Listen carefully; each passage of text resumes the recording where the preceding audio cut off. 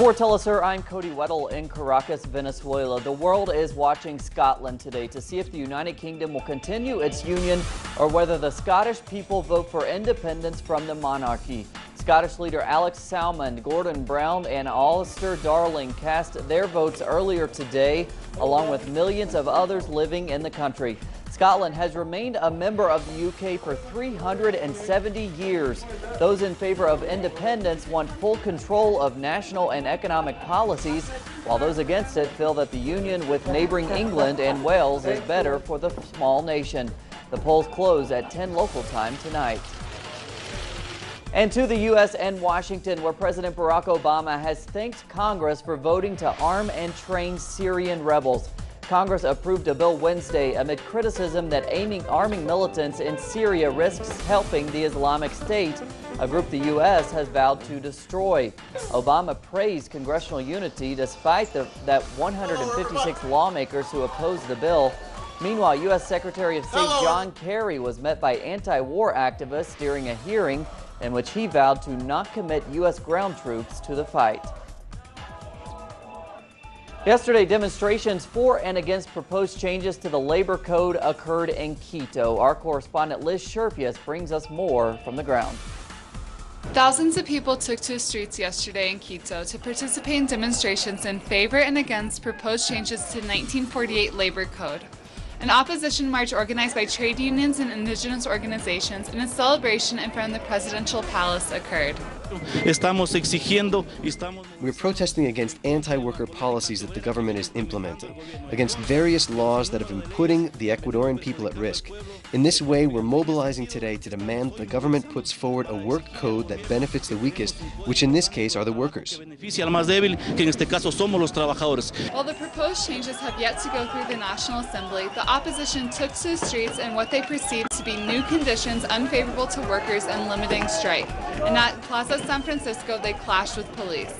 As the march included people from various unions, political, and social movements, President Rafael Correa at the celebration in Independence Plaza said that this is an effort to destabilize his government.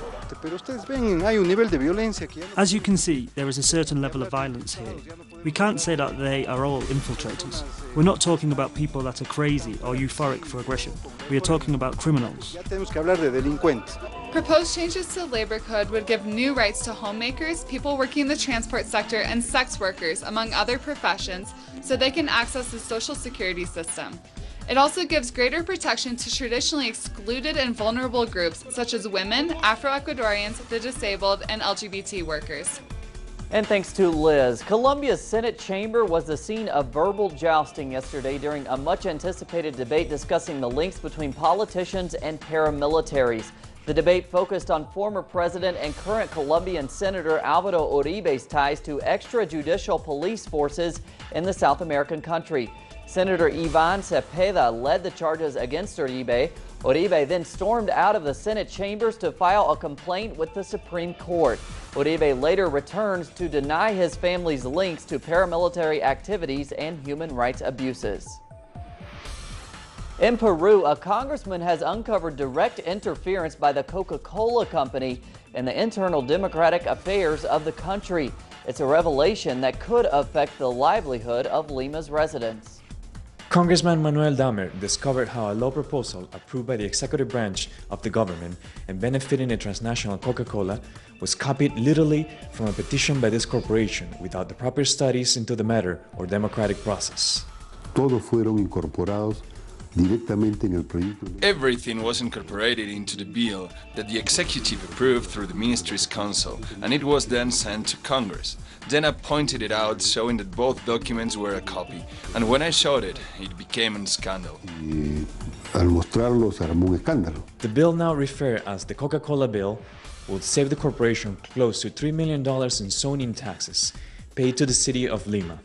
The aim of these taxes is to maintain and expand Lima's public parks and green areas. This budget reduction would affect This budget reduction would affect the parks. The 15 big parks that we're managing in the city are there for about 10 million people. Those people, especially kids, youth, families from the poorest areas of the city, who use the parks as big recreation areas, as areas where the kids can go and practice sports, study, learn, dance, learn theatre. Study, learn to dance, learn theatre.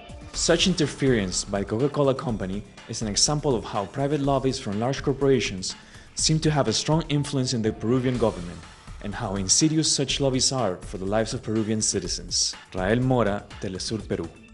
And thanks to Rael, Ukrainian President Petro Poroshenko arrived for talks at the U.S. State Department today, while pro-Russian separatists in his country refused to rejoin the nation. Poroshenko is due to address Congress this afternoon and to ask for strategic help for what he and the West see as Russian intervention in Ukraine via the rebels. Russia denies the claims. One of the rebel leaders says Kiev's offering of self-rule to the breakaway regions earlier this week has come as too little too late, and that the Donbas region will never be part of Ukraine. Chinese and Indian soldiers have backed down from both sides of the Himalayan border between the two countries, where a confrontation was threatening to respark an old dispute. According to Chinese President Xi Jinping and Indian Prime Minister Narendra Modi, border discussions dominated talks between the two nations in New Delhi today, but agreements have also been reached on trade. China and India have also agreed on supporting India's plan to become a member state of the Shanghai Cooperation Organization. And finally, Hollywood star Emma Watson made her first visit to Latin America this week. The British Harry Potter star visited Uruguay Tuesday as a UN Goodwill ambassador. She delivered a petition with over 5,000 signatures to encourage lawmakers to set a quota for women in politics. In the run-up to Uruguay's October elections, Watson's high-profile appearance drew attention to the fact that the country has never had a female president, and that less than 15% of Uruguay's lawmakers are women.